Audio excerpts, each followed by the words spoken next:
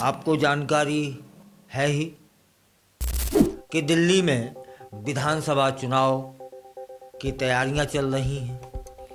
पार्टियां चुनाव प्रचार में लगी हुई हैं, लेकिन एक सीट ऐसी है जिस पर कांटे की टक्कर है। इस बार आम आदमी पार्टी के नेता अरविंद केजरीवाल का मुकाबला भारतीय जनता पार्टी के प्रवेश वर्मा और कांग्रेस के संदीप दीक्षित से है। तब प्रश्न यह है, क्या इस बार केजरीवाल फिर से जीत पाएंगे? पिछले चुनावों में जहां केजरीवाल ने आसानी से जीत हासिल कर ली थी, वहीं इस बार की स्थिति थोड़ी अलग है। भाजपा और कांग्रेस दोनों ने इस सीट पर अपने प्रभावशाली उम्मीदवारों को उतारा है, जिससे चुनाव दिलचस्प हो गया है। नई दिल्ली विधानसभा सीट पर चुनावी माहौल गर्म है। अरविंद केजरीवाल, जो इस सीट से 3 बार विधायक रह चुके हैं, अब एक मजबूत चुनौती का सामना कर रहे हैं। भाजपा ने प्रवेश वर्मा को मैदान में उतारा है, जो कि पूर्व मुख्यमंत्री साहिब सिंह वर्मा के बेटे हैं। दूसरी ओर कांग्रेस ने संदीप दीक्षित को उम्मीदवार बनाया है, जो पूर्व मुख्यमंत्री शीला दीक्षित के पुत्र हैं। इस बार के चुनावों में एंटी इंकम्बेंसी और भ्रष्टाचार जैसे मुद्दे भी महत्वपूर्ण भूमिका में होंगे, जिससे सत्ताधारी पार्टी आम आदमी पार्टी डिफेंस के मोड़ में आ सकती है। केंद्र सरकार ने हाल ही में 8वें वेतन आयोग की घोषणा की है, जो दिल्ली में रहने वाले केंद्रीय कर्मचारियों और पेंशन धारकों के लिए महत्वपूर्ण हो सकता है। यह कदम भाजपा की चुनावी रणनीति का हिस्सा माना जा रहा है, जिसका उद्देश्य केंद्रीय कर्मचारियों का वोट हासिल करना है। और दिल्ली में केंद्रीय कर्मचारियों की संख्या बहुत अधिक है और इस वर्ग का वोट बैंक किसी भी पार्टी के लिए महत्वपूर्ण साबित हो सकता है। पिछले लोकसभा चुनाव में भाजपा ने यहां अपनी स्थिति मजबूत की थी और अब देखना होगा कि क्या यह नई घोषणा फिर से उन्हें बढ़त दिला पाएगी। आम आदमी पार्टी ने भी मिडिल क्लास को लुभाने के लिए कई कदम उठा दिए हैं। अरविंद केजरीवाल ने केंद्र सरकार से मिडिल क्लास के फायदे के लिए 7 मांगें रखी हैं।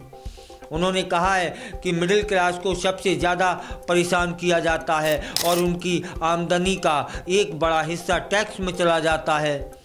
इससे यह स्पष्ट हो रहा है कि वे भाजपा के समर्थन वाले मध्य वर्ग को अपने पक्ष में करने का प्रयास करेंगे। दिल्ली विधानसभा चुनावों में झुग्गी बस्तियों का मुद्दा भी महत्वपूर्ण बन गया है।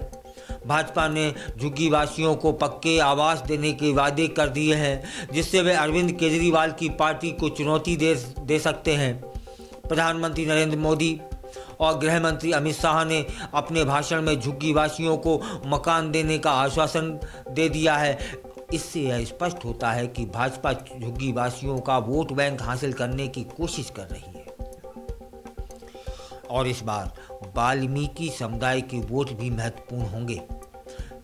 मीडिया जो रिपोर्टें आ रही हैं, उसके अनुसार कि नई दिल्ली सीट पर वाल्मीकि मतदाताओं की संख्या लगभग 20,000 हो सकती है। ऐसा माना जा रहा है कि इस बार वाल्मीकि वोटर्स भाजपा को समर्थन दे सकते हैं, जिससे आम आदमी पार्टी को नुकसान हो सकता है। राजनीतिक विश्लेषक बताते हैं कि प्रधानमंत्री मोदी की लोकप्रियता इस समुदाय में बढ़ रही है।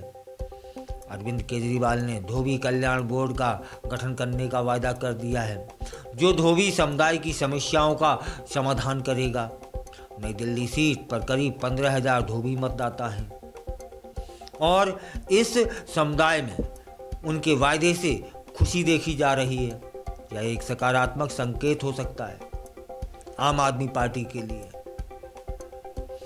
और कांग्रेस ने संदीप दीक्षित को उम्मीदवार बनाकर अपनी स्थिति मजबूत करने का प्रयास किया है। पिछले चुनावों में कांग्रेस को यहां केवल 4% वोट मिले थे, लेकिन इस बार वे अपनी मां शीला दीक्षित द्वारा किए गए विकास कार्यों को याद दिलाने की कोशिश कर रहे हैं। यदि संदीप दीक्षित अच्छा प्रदर्शन करते हैं तो इससे आम आदमी पार्टी को खतरा बढ़ सकता है। मतलब नई दिल्ली विधानसभा चुनाव 2025 में बेहद मुकाबला देखने को मिलेगा, रोचक हो सकता है। सभी पार्टियां अपनी पूरी ताकत लगा रही हैं ताकि वे अपने अपने वोट बैंक को मजबूत कर सकें।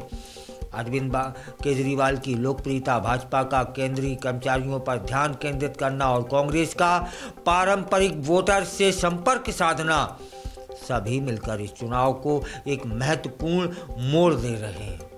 नई दिल्ली विधानसभा सीट पर कांटे की टक्कर देखने को मिल रही है। अब यह देखना दिलचस्प हो गया है कि किस पार्टी को अंततः सफलता मिलेगी।